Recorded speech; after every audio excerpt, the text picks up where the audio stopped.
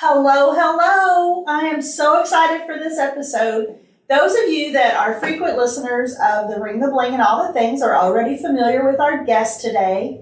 If this is your first time to listen, welcome.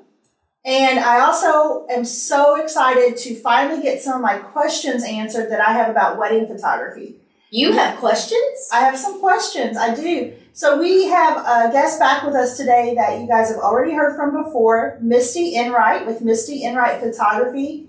We are going to break it down, all things fantastic photos today. Sharon, you didn't even mention it's an all-girls episode again. Oh, I know, but I miss Mikey. I think you said that in the last one. He wasn't with us. I really miss him. He is missed, but don't worry, he's not too far away. Fortunately, he is quite busy. It is wedding season. So, okay. But maybe it's me, because he wasn't here the last time I was here either. Oh. I don't think so. I don't think that's it. Okay, so first, for those listeners that weren't tuned in last time, will you give them just a little bit of your background? Sure. Like Sharon said, Misty Enright with Misty Enright Photography. Based out of, the greater Louisville area. I've been shooting weddings for 16 years. That's a long time. You've seen it all. I've seen a lot over the years. A lot. So last time you were with us, you talked about your, I don't like to say new venture, but your, how did you word it? A new journey. A transitional path. Yes, for sassy, sexy, badass portraits for real women. That's right. And if you guys have not heard that episode, you need to go back and listen to it because I was in love with it. It's so interesting, and I think that's such a cool idea. It is. So make sure you go back and check out that episode. But I want to start it off with the very first question. Okay. Are you nervous? No, I'm excited. Okay. It has to do with photography, so you should be good, right? Yes. Okay. What is your number one tip for the day of their wedding? What's the number one tip you have for those engaged couples? To breathe. Breathing is very important. It's that simple? It's that simple. If you are stressed, it will read on your face. If you are thinking about something else, it will read on your face. If you are not breathing and hyperventilating, it will read on your face when you're kind of like blacked out on the floor. Breathing is the most important thing. And we do a lot of, I read people by taking their photos, and I'm able to tell when you're carrying your tension in your shoulders. And I will always take a really nice cleansing deep breath and then blow it out. Or we might do some Lamaze breathing just to get it, to just be present in the moment. If you can be present in the moment and see that all the people that love you are around, then that should fill you with so much joy that you have beautiful expressions on your face, great feelings in your heart, and then you can have beautiful photos. Well, Sharon, I don't know how you're going to top that. I'm not going to top it. I'm just going to learn some more. Okay, well, let's go for it. Okay. One of the things that I wanted to talk to Misty about, and I was looking so forward to hearing what she had to say, as a wedding planner, it's my job to create a master timeline for the wedding weekend. Every vendor has to be considered, every delivery, rental, everything has to be considered and factored into this timeline. Hair and makeup, so on and so on. I reach out to photographers before I create the timeline, and I always say, how can I make your day easier? What would your ideal timeline be? But it's a struggle for me because I'm also getting a timeline from a DJ, and I'm getting a timeline from a videographer, and sometimes those don't all agree, and I have to make the whole big picture work. So when it comes to creating a timeline, for me as a wedding planner, or even for couples that don't have a wedding planner, when it comes to photos, what advice can you give as far as the timeline? Do a first look. Just do it. You are team first look. Team first look. For a number of reasons. One is it's the best you're going to look all day. Shouldn't he see you at that moment? No one's hugged you. No one's kissed you. No one's pulled on your veil. Your dress isn't wrinkled. That is the most pristine moment, is the moment you get zipped up in your dress and put your shoes on and get that bridal portrait. That is the most beautiful you are going to look all day. Shouldn't he see you then? The other thing is a lot of couples have anxiety from like being apart. And wouldn't that hour just calm you guys down so that when you get to the ceremony, you're not so, overly excited to the point of being stressed? I can guarantee you, I really have never had a couple that did a first look that the guy or partner or fiance didn't tear up when the bride walked down the aisle anyway. Right. And I think that's emotion. It's a different emotion of someone walking down the aisle towards you to marry. I don't think that's ever happened where it hasn't had that emotion hasn't been there because they saw each other. The other thing is we can control the timeline before the ceremony. After the ceremony, we don't have any control over anything. Maybe the church is trying to fit in a mass and we're running late and so we have to hurry, or maybe the location, maybe it rains, or maybe, there's so many things that happen, but wouldn't you rather just come out of the out of the ceremony and be like, wow, we're doing photos. You can celebrate with your family and friends. Now we can go to the cocktail hour and celebrate with our family and friends who have traveled to see us because we've already done the work. And I think that really fits in good too, because most of the people haven't been married several times before. This is their first time. Right. And although you've prepared a shot list, getting those people together, coordinating all that, it takes time. And that time quickly adds up. Right. And Sharon, I know you've addressed this before. The next thing you know, you're an hour is gone. Right. Your cocktail hour's over. Your reception's supposed to start. And you still have 20 pictures on this list that you want taken, but you've got to have somebody track down those people. Right. I would feel like the first look, how you're explaining it, makes total sense on how to alleviate some of that, because people did come to celebrate with you. Right. And we can do the first look a number of ways. I can do it with just the bride and groom and do their romantic portraits. And let's be real. I mean, if you haven't seen each other before the wedding and you're nervous and excited and they're nervous and excited, and then you guys get to a moment alone together, I'm shooting that with a really long lens from way over there.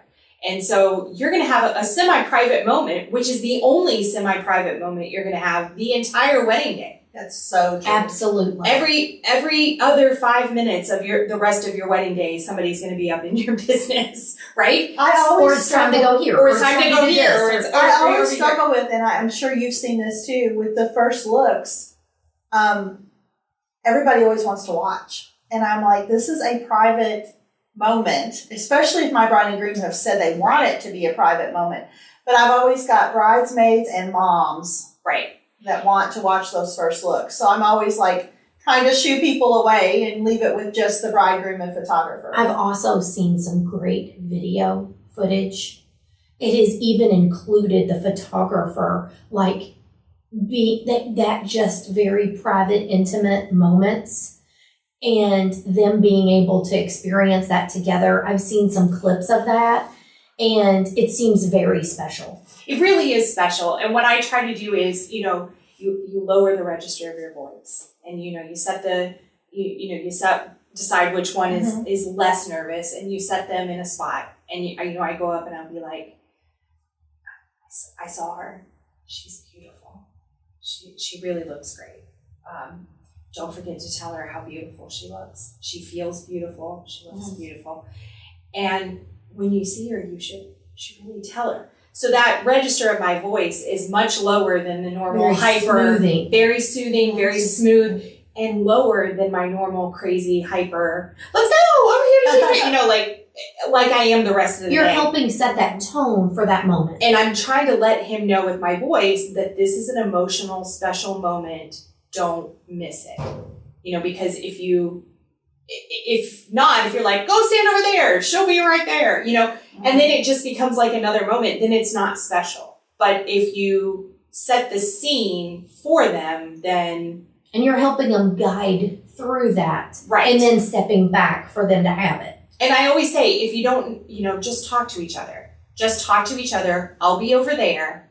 And if you need me, just make eye contact and just be like, we don't know what to do, help us. And I'll come back and we'll get started. You take as long as you need. I have time. And if we have to bump something around so that you can have this special moment, fine with me. Like, this is your special moment. This is your wedding day. This is not my photo shoot. Right. So I have a lot of grooms that will come to me on the side, and they're worried that they're not criers. They don't show a lot of emotion. Right. And I get asked a lot, what if I don't cry? Am I going to hurt her feelings? Is it going to mess up the pictures? And what advice do you give to those, maybe even a bride? I've had a bride say, I'm just not a big crier. I don't know what I'm supposed to do in this moment. I would say find a photographer that can Photoshop tears. No. She had me going there for a minute. No, I think you just tell them you are who you are. Right. And are you happy to be here? Do you love them? Then, I've had couples that did first looks where they jumped up and down. They were so excited to see each other. It was but that's who they special. are. Yeah, it was special to them because that's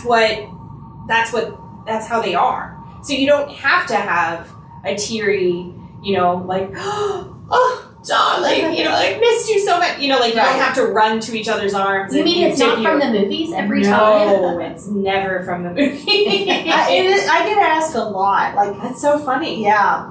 What do I do if I don't start crying? Like, do I try to cry? Do I fake to cry? And Absolutely. I'm always like, let's not fake anything. Let's let everything be what it is. But yeah, I get asked that a lot. So another thing that as a planner, I would really like your input on is the family photos. I was going to ask about the shot list.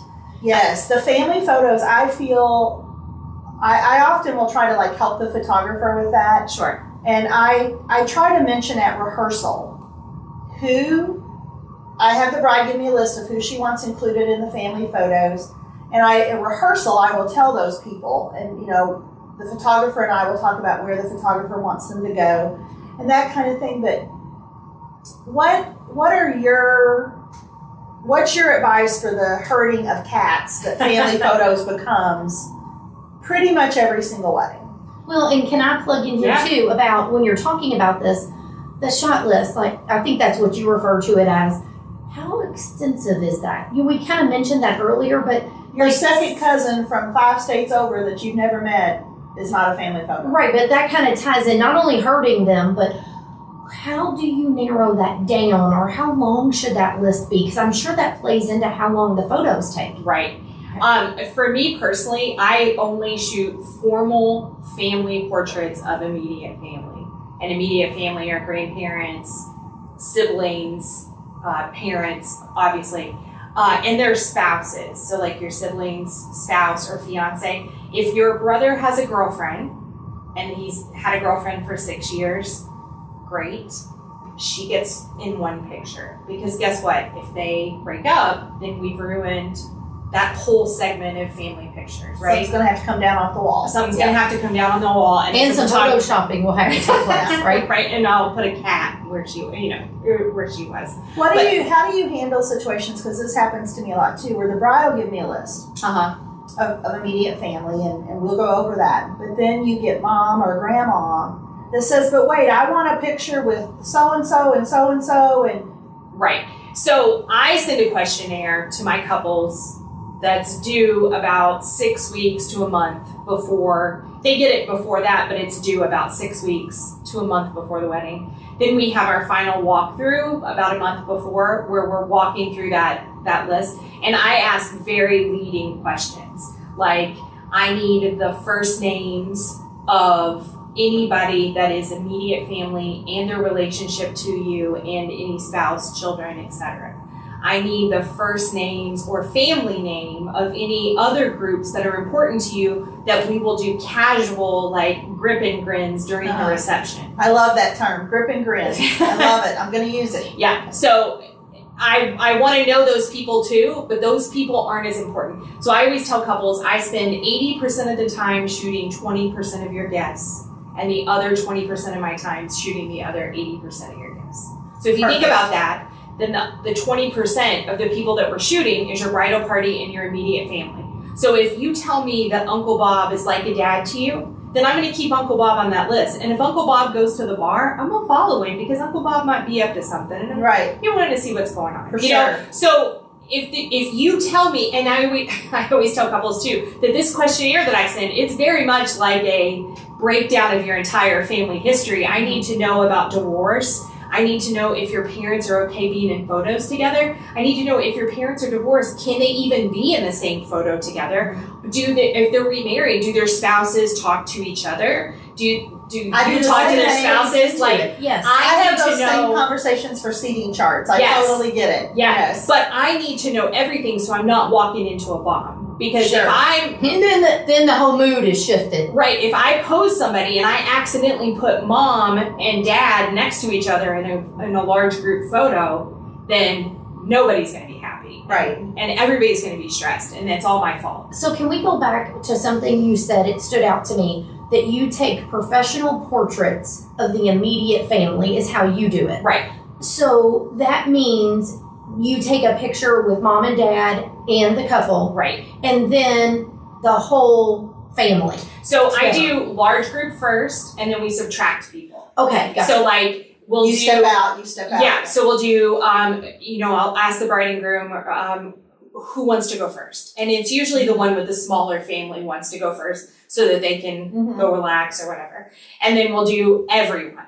So bride side, both sides of bride side. I want everybody, if you're related to the bride and you're in the immediate family, you come up. Okay, now bride's dad side, I want you guys to step over here. Let's do bride's mom side. Okay, so then we're going to do, dad and mom and grandma, and then we're going to do bride with grandma, and then we're going to do bride and groom and grandma. And so we just keep taking away, and the first person that I want to take away are grandparents because they can't stand that long. Right. Let them go sit. We want to let them go sit. And then the next person you want to get rid of is the parents because they're the hosts to the party. And so they need to go do host things. Mm-hmm. And the siblings, they're usually in the bridal party, so they better buckle up, Buttercup. Yeah. Because it's going to be a long day. Oh my goodness, she got one of our favorite sentences in here. I told you, I'm a fan. Yes, buckle up. Mike will be so appreciative. He'll be so proud. Yes. I think it's so important, and I just can't stress enough, and I go over this with my clients all the time, not to let those people for those family photos go to cocktail hour.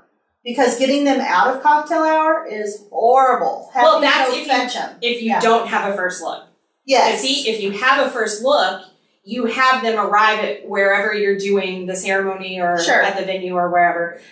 You have them there an hour before they would need to be there. So an hour and a half before the ceremony starts. Because if you think that the bride gets hidden about 45 minutes to 30 minutes before, I have them come an hour before and we do all the family pictures then. And then at cocktail hour, they don't have that stress of remembering where they have to be or driving to somewhere new or, anything like that. Everybody can relax. Everyone can really relax. Frees up a lot of time for them to host if they need to, or to be present. And you got to remember those people that mom and grandma are saying they want pictures with.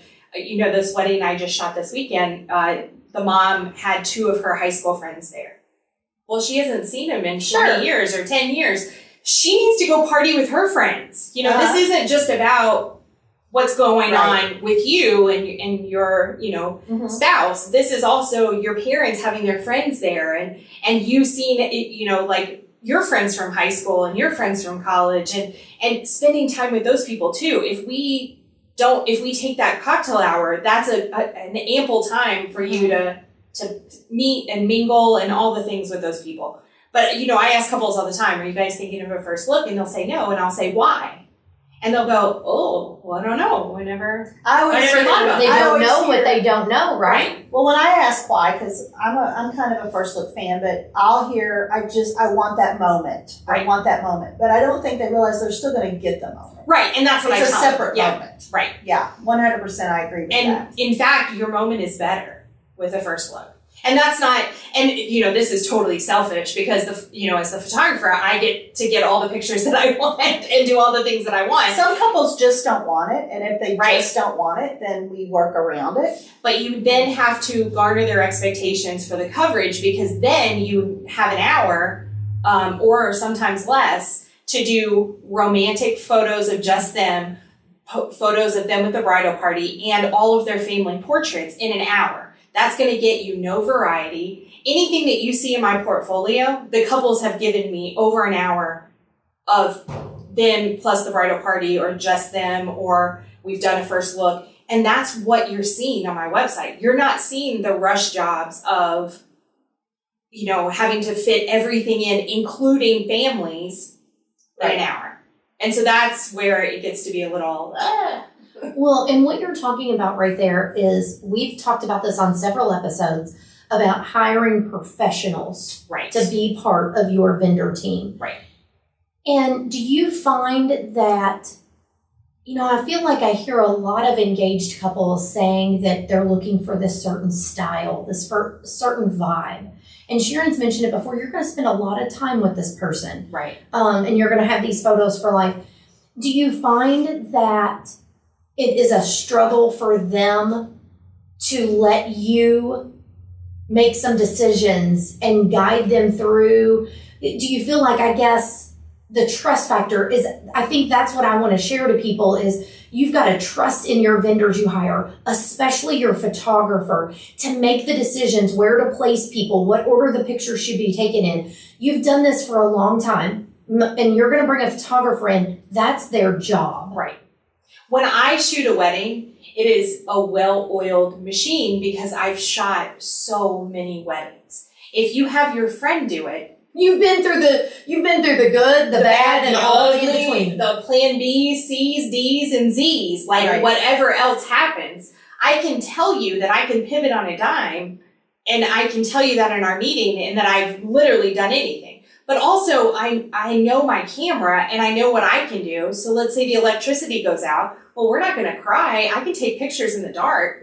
Let's just go do that, and it'll be dark and moody. Or if we're going to be at the beach and it's going to be noon and our transportation doesn't come and we're stuck on the beach at noon, you're still going to get amazing photos because I know what I'm doing. Right. But it's so important that you have someone that can pivot on a dime and that they know what the wedding day is coming. I know what's happening on a wedding day 3 steps ahead of where we are at this moment.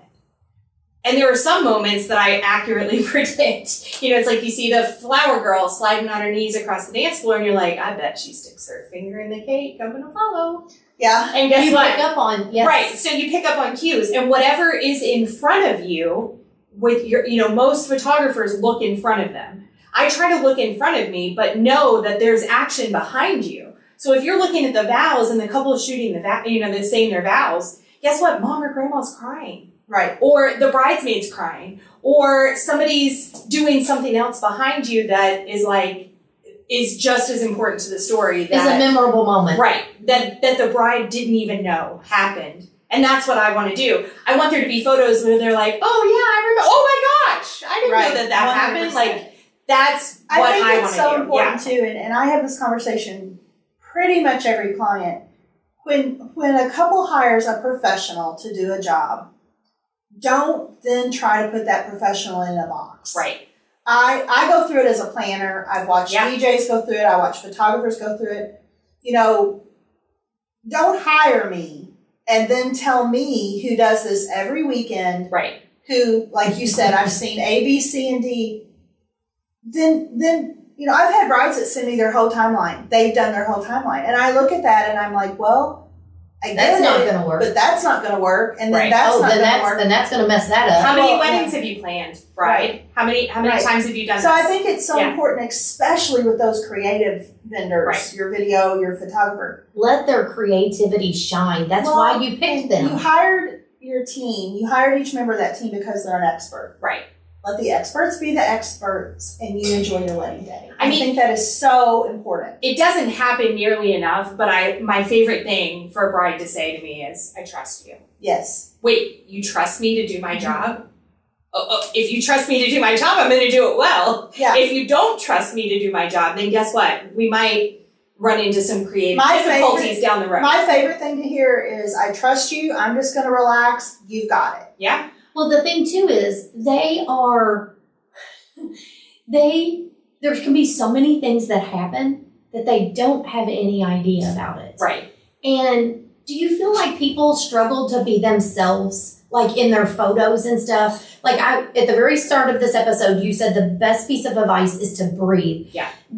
I feel like providing some of that guidance along the way is so important, because they're looking in so many different directions and reeling from this special day. Right. Like, do you find it's tough for people to just relax and be themselves? Yeah, I mean, I definitely think that the weight of the expectations of the event far exceed the expectation that they have for their marriage. Do you know what I mean? Like, this event will be grand. My marriage will be fine. Yeah. You know, well, actually, like, this should be the start of it, but tomorrow should be more exciting than today. Right. Like, and then the next day should be more exciting than, and so on and so. 100%. Yes. So the weight of the expectations, and the only way to do that, if you're nervous and you don't like the way that you look in photos, then you should definitely do an engagement session, because all we do is try out poses and play and laugh. And that's what I do. And so that way, these things are muscle memory. There's little tips and tricks that I teach guys that when I go back and shoot their family portraits when they have kids and stuff, they still do it. Like the hand in the pocket, yes. Pop the thumb out. Do you know this? I do know so this. If they put their hand in their pocket, the camera kind of amputates their hand. But if they pop their thumb out, and I'm demonstrating, if you pop your thumb out of the pocket, then the camera sees your knuckles and your thumb, and so your eye, when you're looking at that photo, will say, oh, they have a hand. There it is. But when I go back and shoot family portraits for clients that I've had 10, 11 years ago, when I'll say, oh, just throw your hand in your pocket. Let's do that. They'll stick their hand in their pocket and they'll pop their thumb out. And they'll be like, you taught me that. I'm like, I think having an engagement session with your wedding photographer is so important too, just to get to know them. Right. So that there's that comfort level. But I love what she's talking about, like the different shots and it's muscle memory. Yeah. Because then you can say, hey, Fred, do you remember the tree that we posed at the engagement session? Can you do that? And then they don't have to think about it. Their body's already done it. And they're like, oh, yeah, you mean this? And then it's perfect. Let's talk about getting ready photos. I'm just going through all the questions brides asked me. Yeah. How much time do you need? When do you like to get there for getting ready photos? I like to get there about 45 minutes before the bride puts her dress on. Before she puts her dress on. So Yeah. you're fine if she's in hair and makeup. Oh, yeah. Because I've had brides that want a photographer there so early, and I'm like, what are we doing? Why are they here? You're going to take a picture with no hair done, no makeup on? No, the bride won't, but there'll be bridesmaids getting ready, and they want those pictures, but they don't care about them when they get the pictures back. Those pictures never go in the album. That's such a good point. I shoot for the album. Every one of my couples has an album. I want every one of my couples to get an album. The album is your record, your printed record of your day. Your computer can't love your photos. They shouldn't live on your computer. They should live in a book or on your wall or somewhere where you can see them and appreciate them every day. Those pictures will never be printed. So why are it's already a long day and it's a lot of hard work. Let's focus on you. And it's even okay if maybe you've already gotten your makeup done and you're working on your hair. We can have that makeup artist scooch over with a brush and we can fake a little makeup picture if we need to. Absolutely. I think brides, they worry a lot about those getting ready pictures and the pictures in the robes and, that kind of pictures. And I feel like if we only have, a limited amount of photography coverage, a limited amount of hours, I don't want to use a lot of that time pre-dress. Right. I like to be there for the bride to step into her dress because that is my favorite part of the day, where the emotions are like a roller coaster. Yes. And she's like, I'm getting married, I'm getting married, I'm getting married, I'm getting married. I usually schedule a photo about an hour before the bride dresses. Yeah. And what I do when I get there is I say hello to everyone. I want everyone to know that I'm here. Mm-hmm. You can see my face, you can see my smile. If I'm wearing a mask, I still will smile at everybody and say hello and however, and I want everyone to know that I'm on their side and I'm going to get their good side. Team bride, yeah. I'm team bride and those boys all smell funny or whatever. We are team bride here and that's how it's going to be. And then I ask for the invitation, the shoes, the jewelry, and I get to work.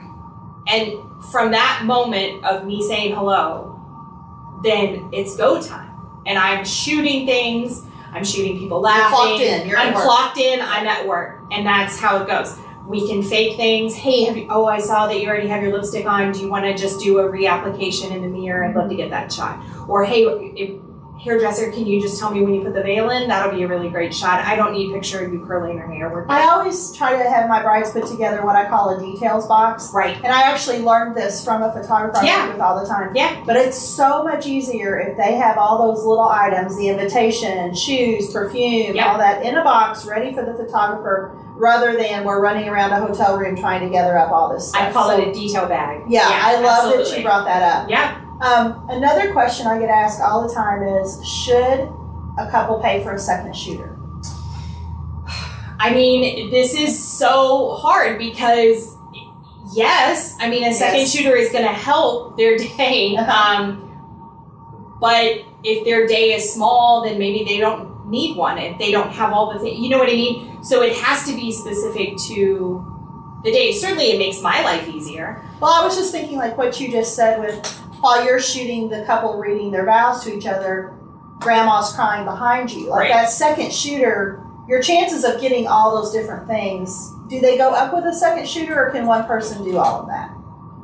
I think I have ADHD. I'm pretty good at getting all that. I get asked a lot of times, especially when, you know, they're on a budget and they're trying to figure out what they should pay for and whatnot. I get asked a lot, should I pay for a second shooter? I would say, honestly, and this may not be what you want to hear, honestly, I'm about 50-50 on me doing it alone. And I'm talking a hard day, a couple hundred people, wedding, doing it by myself, or doing it with a second shooter, because you're hiring my vision. And so I've done this so long, and I was a second shooter before I was a primary shooter. So I know where I want my second shooter to be, and I find that if it's somebody that I'm not familiar with, and it's just somebody that I've brought along to second shoot, I'm spending a lot of the day worrying about where they are or where it needs to be. But it's certainly, if it's the right person, or if it's a friend, or if it's something like that, it certainly makes my day easier. Where I see the benefit to it from my job. Sure. Oh, yes. Is I can have one person with the guys, while the primary shooter's with the bride. Right. So if especially if they're getting ready in different locations. Yeah. Again, though, if you have a first look, that can all be fixed, because you can fake those moments. Because I don't ever send my second shooter to the guys until they're fully dressed. Okay. For obvious reasons. And took me a second. But I will hang out with the bride when she's in her robe. Sure. You know what I mean? But I don't ever send my second shooter who's, in Connecticut, I had a second shooter who was a male, so I would have no problem sending him to the room to check on guys. But I would never send, a female second shooter into the room until the guys are totally done. And a lot of times I don't even send them to the hotel room at all. I send them to wherever they're going to take their photos, which if it's a hotel, it might be under the overhang where the cars pull up, or it might be the lobby, or you're on the roof, or in the parking garage, or somewhere like that. Then the second shooter will meet you there. So yes, but those detail shots, you're not taking pictures of him putting his jacket on. You're taking pictures of him like adjusting his cufflinks, putting on his boutonnieres, and I got to tell you, I'm the one who's putting the boutonnieres on. Nobody seems to know how to put the boutonnieres on. But you know what I mean? Like those detail moments, those happen in seconds. And so if I'm working by myself, I just schedule, I tell a bride, if I'm working by myself, I'm going to get you into your dress about 10 minutes earlier than you thought you were going to get into it, just so I have time to then bounce around and do other things. But, but that's me. That's not everybody. I'm weird. I also get asked a lot about how many hours of coverage. Because what I find a lot when I work with my brides on their timeline is they want an exit. They want to do a sparkler exit or something, but they don't realize that we only purchased 8 hours of photography coverage, and our photographer's cutting out at 9 o'clock. Right. So what do you recommend as far as number of hours? If you want to do a special exit, I would say do it with just the bridal party. Like I've had bridal parties gather at some point during the reception before the photography, before I was to leave, and we did sparkler exit with just the bridal party. So then it's a more controlled, more smaller group. You can get a lot more sparkler lights. You're not afraid that people are going to catch each other on fire, and etc. But then the couple goes back in for the last hour or so of their reception, and they can just party it up and not have to worry about any more photos. The problem is the reception because you've got, you know how it is. I mean, the same 10, 20 people dance the whole time. Right. And once I've taken 10 or 20 pictures of those 10 or 20 people dancing, and then by the time I walk out of the room, around the room, getting couples pictures or whatever of people sitting, then it's just kind of like waiting for them to leave. Right. Because you've already, that part of your cover, again, you're not going to frame those photos. For sure. So, I think the sweet spot is, the sweet spot's like 9, 10. Ideally, if everything's at the same venue, ceremony and reception's at the same venue, you might be able to get away with 8 or 9. I mean, that's kind of the sweet spot. I'm usually more of a 10 if a bride lets me pick, just so I don't have to worry. Yeah. My favorite order to do a reception is introductions, straight into first dance. Love it. Then dinner. Yep. Then, as people are finishing up dinner, cake, toast. Parent dances, open it up. Absolutely. So all that way I know that my photo and video, I have enough time to catch all that the special events that happen. Right. Yeah. And when I have a second shooter work with me, I tell them you can stay until the cake is cut. Yeah. Or the parent dance, like whatever. Sure. Because the parent dance is like 5 minutes later. Uh-huh. So like that time, that's how you know when. Honestly, I think those are some of my favorite photos.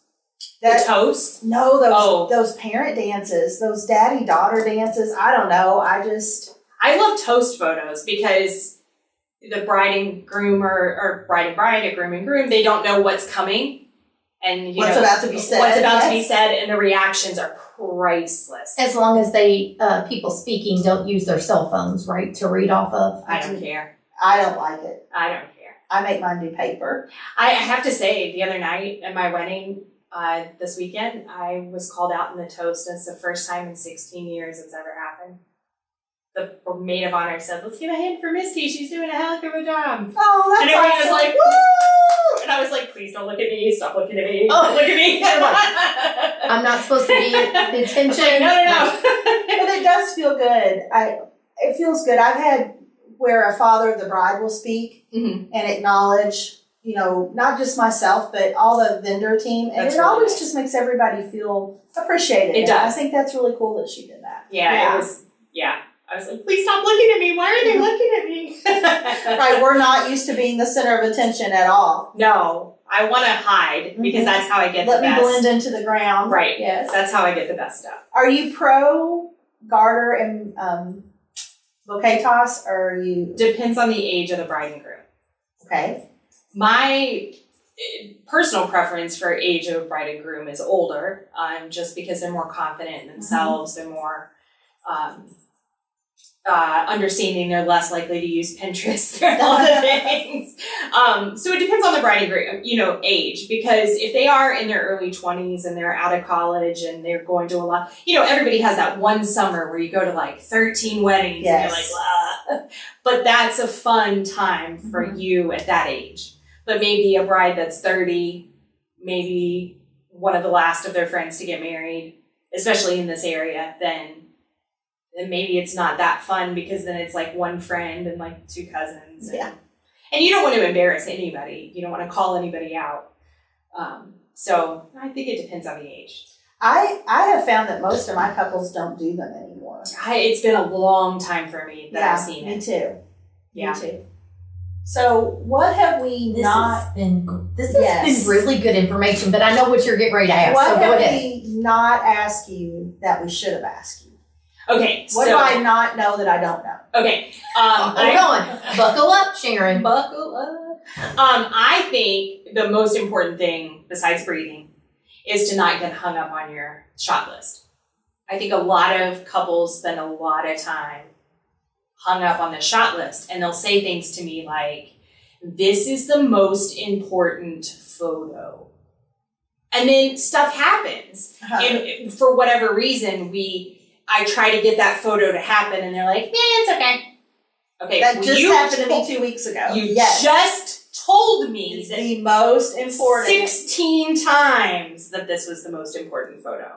And I've moved mountains to get the clouds to part so that the sun could set over that building as you've requested. Right. And then They're like, it's okay, I don't want it. So getting caught up in that shot list and like looking at Pinterest, and please don't ever do that. Just be you and be real. And let the photographer. And let us do our jobs. Yes. Like I just had a wedding a couple weeks ago, and it was at a distillery. And they had a whole wall of bourbon barrels, as part of the, in a warehouse. Yeah. And through the whole planning process, the bride had talked about the photo in front of these bourbon barrels. Right. And she knew what time of day she wanted it and everything. And they do. So that's communicated to the photographer, and the photographer and I are both keyed in on, we got to make this happen. So bride's out there dancing, photographer tells me, hey, I'm ready, let's get them on the golf cart and take them for this bourbon picture. And I go to get them, and they're like, oh, we're having fun, we just want to dance, like, it's okay. Right. And exactly what you just said happened, 100%, yes. So, I mean, the only time so I had a wedding where the ceremony was in one city and the reception was about a 25, 30-minute drive to the reception. And, we were supposed to come to the venue and do, family pictures and stuff. So I get there to the venue. I drove myself from the church. I get there, and we find out that the limo's bus has been caught in traffic in a police chase, and the highway is closed. Oh, no. And so we don't know where they are. None of them really have their cell phones on, the bride and groom especially, because it's their wedding day. And we can't get a hold of them. We don't know where they are. We know nothing. Can't get a hold of the driver. We're trying to get a hold of the driver to find out where he is. And he's kind of like in between exits, so he doesn't even really know where he stopped. And so we don't know. And finally the venue's like, the food is getting cold. We have to proceed. And it's like, okay. But you have no bride and groom. We have no bride and groom and no bridal party and no parents. So there's no host to this party. And there's no, so they go ahead and serve. The bus arrives at some point.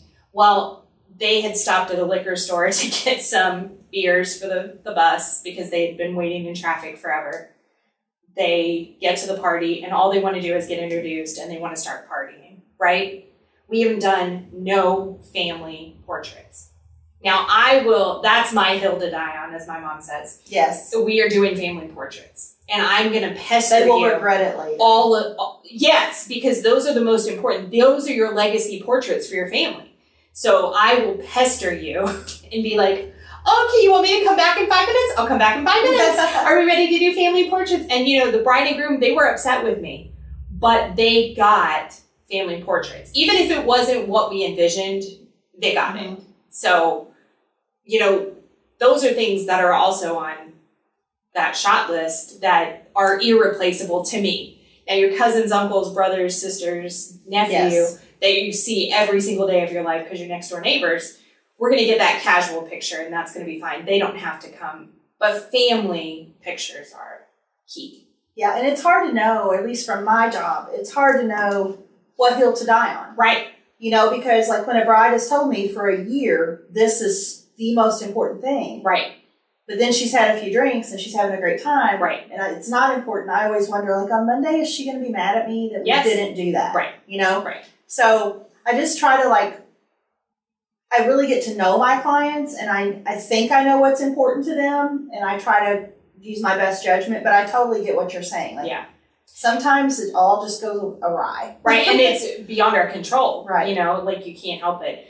And I try to, I try not to take the bride and groom off the dance floor, because I know that's where they want to be, and they've been looking forward to that part of it. Right. And I don't want to be the photographer that's like, well, we haven't gotten anything good. We need another hour outside or whatever. I don't want to be that person. I want to have something in the can that we already have. And I don't want them to miss their party. Right. So I understand that those sunset pictures or those night pictures are essentially taking them away from their party, but I already have everything set up, and I just need them to come stand where I want them to stand, snap, snap, and they can go right back. So when they tell me that this is the most important, I'm going to move mountains, like I said, to make it happen. And so when you say, oh, it's not important, it's like, I did all the things. I moved the mountain. Come see the mountain. The sun is perfect. Yes. But like I said earlier, it's your wedding day. It's not my photo shoot. So, but those are That happens to me so much. They'll be so hung up on, I don't know, one type of wine that they have to have, or a certain type of flatware that they have to have. And I move mountains and make 18 phone calls to get it. And then they're like, oh, it wasn't that big a deal. I'm like, well, and that's what I'm saying about the expectation of the event kind of overshadows like their like life together. And it's like, oh, it's an event. Like it's a party. It's an important day. It's a very important day. But it is just a day, and tomorrow's going to be better, and the next day's going to be better, and you're going to live happily Let your ever marriage after. be Like, grand. let your marriage be grand, and let your wedding day be great. I love it. It's all the things. Can you believe this has been going on for 45 minutes? Like, but no, I could talk about weddings for. No, but I think, you really summed it up at the top of how important this is. For the photographs from their special day. It's the only thing after your wedding that becomes more valuable. I say it all the time. So I think conversations like this, you're mentioning getting hung up on this or hung up on that. I loved your wording about what's going in the album. What you called it something else. What's the album? These pictures are for the album, and that's your mentality of shooting these images, and people not being dressed is probably not going to make the album. So I think that's a whole different perspective that you don't hear a lot about. Are those memories that you're going to have, and do you really need the girls in their pajamas or robes before they have any makeup or hair done? What is really important? And I think you've shed a lot of light on some of these top tips. I think we could talk about this for hours on end. I think too, just from planner land over here, I think it's so important. If you have a wedding planner, and everyone knows I believe you should, but definitely, I think it's so important that you're not just your wedding planner and your photographer, but that your whole team be team wedding, team bride and groom. Team wedding. Because sometimes it becomes a power struggle of like, well, the wedding planner said this, but the photographer said that, and the bride and groom get caught in the middle. So 100% there should be good communication between that wedding planner and every vendor on the team. Yes. And everybody should have what they need to make their day the most successful, and ultimately the bride and groom's day the most successful. Right. Absolutely. I totally agree. Yes. Thank you so much for not doing one episode with us, but 2 episodes. We appreciate it so much. I learned a lot. I'm going to be honest, I definitely think there could be a part 2 to this, because I don't really think we've made it through everything, and this is such Photos are a lot. And we really didn't even talk about all the years of funny stories. So if you ever do like a blooper reel, I got them. Yeah. We should do an episode just where we all share our stories. We talked The about only that. thing though is I would like to work again, and I don't really know how my brides are going to feel about me sharing some of those stories. Right. Well, thank you so much, Misty. We You're really welcome. appreciate you sharing your insight. I can tell, obviously, any of our listeners will be able to tell you've done this for a long time. And she loves it. She's I love passionate it. Yeah, about very passionate. Yeah. Yes, and as we said at the beginning of this, if you did not listen to the other episode, we encourage you to go check that out. And thank you for tuning in. We love to hear your feedback. So if there's topics that you want us to cover or more you would like to know about, shoot us a message. You can always connect with Misty on her website. MistyEnright.com. Super simple. There you go. Or you can also connect with her on social media. Yes. Facebook. Yep. Instagram. Yep. all the things. All the things. All the things. places. I'm everywhere. Okay, well, until next time, everyone stay safe. And if you love what you heard, Sharon, what should they do? I want you to hop on, and I want you to leave us a glowing 5-star review. We've made it super easy. All you got to do is go to our website and click Rate This Podcast. Misty's a fan, and she thinks you should be one too, right? Yes. Big fan.